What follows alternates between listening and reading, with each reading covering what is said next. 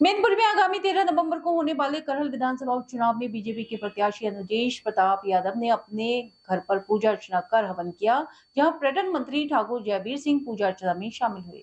भाजपा प्रत्याशी अनुदेश प्रताप, जिला अध्यक्ष राहुल चतुर्वेदी व पर्यटन मंत्री ठाकुर जयवीर सिंह, मैनपुरी चुनाव प्रभारी मंत्री नरेंद्र कश्यप, राज्य मंत्री असीम अरुण के अलावा उनके प्रस्तावकों के साथ निर्वाचन कार्यालय पहुंचकर जिला निर्वाचन अधिकारी को नामांकन पत्र दाखिल किया। करहल विधानसभा क्षेत्र से अपनी जीत का दावा कर रहे प्रत्याशी अनुजेश प्रताप यादव नामांकन दाखिल करने के बाद प्रत्याशी की मां पूर्व सपा विधायक उर्मिला यादव, कैबिनेट मंत्री असीम अरुण, पर्यटक मंत्री जयवीर सिंह ने मीडिया से रूबरू होते हुए चुनाव को लेकर कहा कि इस बार करहल विधानसभा क्षेत्र इतिहास तोड़कर भारतीय जनता पार्टी का प्रत्याशी ऐतिहासिक जीत हासिल करेगा। चुनाव को लेकर क्या कुछ और कहा, आइए सुनते हैं। परिवार अलग बात है, पार्टी अलग बात है। मैं पार्टी भाजपा से इतिहास ही परिवार अलग बात है। दोबारा दोहराएगा, बहुत अच्छे वोटों से जीतूंगा। सामने के बोलिए, हर समाज का, हर वर्ग का, यादव समाज का, सब हर समाज का मुझे बहुत बहुत समर्थन मिल रहा है। किस तरीके से करहल का चुनाव देखें, क्योंकि उस समय जब दौर था वो परिसीमन की व्यवस्था की गई,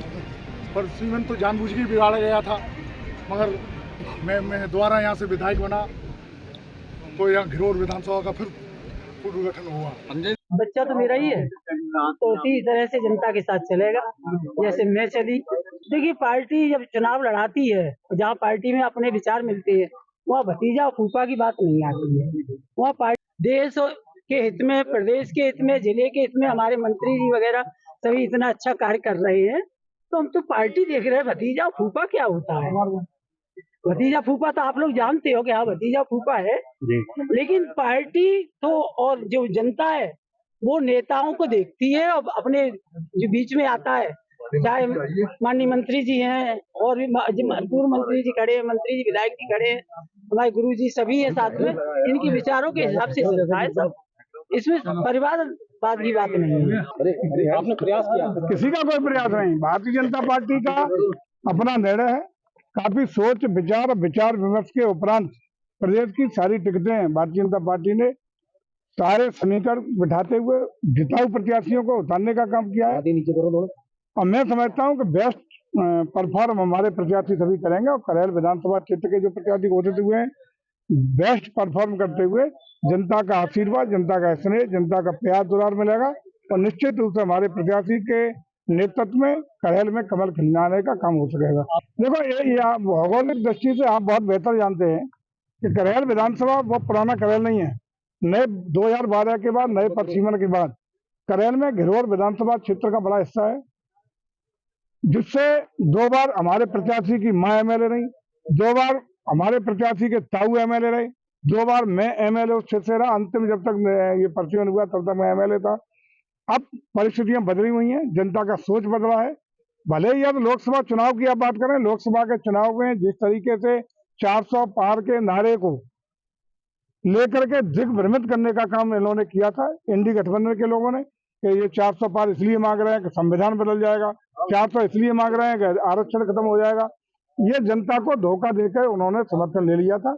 अब जनता समझ चुकी है, अपने को ठगा महसूस कर रही है और आज भारतीय जनता पार्टी की रीतियों, नीतियों, कार्यक्रमों को लेकर के, आदरणीय योगी जी की सरकार के सुशासन को लेकर के, आदरणीय मोदी के नेतृत्व में देश के बढ़ते हुए विश्व में कदम को एक विश्वसनीय भारत के लिए, एक विकसित भारत के लिए, एक दुनिया की बड़ी आर्थिक शक्ति के रूप में भारत को प्रस्तुत होता हुआ आम जन देख रहा है, उसको समर्थन मिलेगा और निश्चित रूप से इस बार भारतीय जनता पार्टी का कमल सभी 9 सीटों पर जहाँ चुनाव हो रहा है खिलेगा, उसमें करहल भी शामिल है। करहल विधानसभा में आप क्या मुख्य मुद्दा को लेकर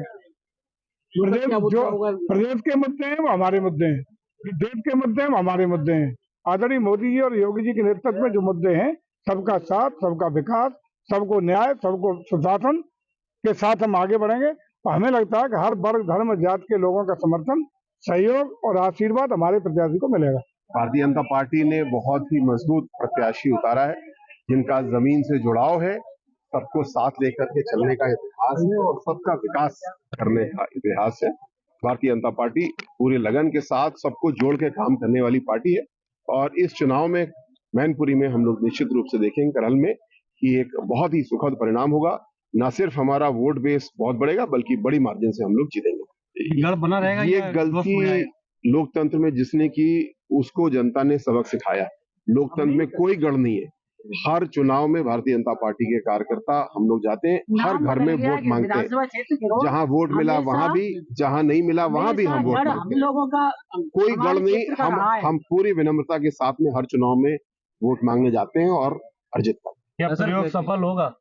मुझे पूरा विश्वास है प्रयोग सफल होगा और सम्मानित वोटर किसी भी समाज से हो, किसी भी वर्ग से हो, सबका समर्थन कमल को है और हमारे प्रत्याशी को है। हमें विश्वास है कि बहुत बड़ी सफलता हम लोग, जो विकास हुआ है उसकी लंबी फहरिस्त हमारी है, हम सबके सामने प्रस्तुत करते हैं। हर घर में जाते हैं, अगर कहीं कोई विकास की कमी दिखती है तो उसको पूरा कर। हमारी जो मूल स्तंभ है सबका साथ और सबका विकास, यानी हर वर्ग को हम साथ लेकर चलते हैं। हम कोई पीडीए जैसी बात नहीं करते हैं कि हमको 3 जाति का समर्थन मिल जाए हम जीत जाएंगे, नहीं, हमको सबका वोट चाहिए और हमको सबका विकास करना है। ये हमारा स्तंभ है, इसको हम नीति माने, इसको राजनीति माने, इसको पकड़ के हम चलते हैं।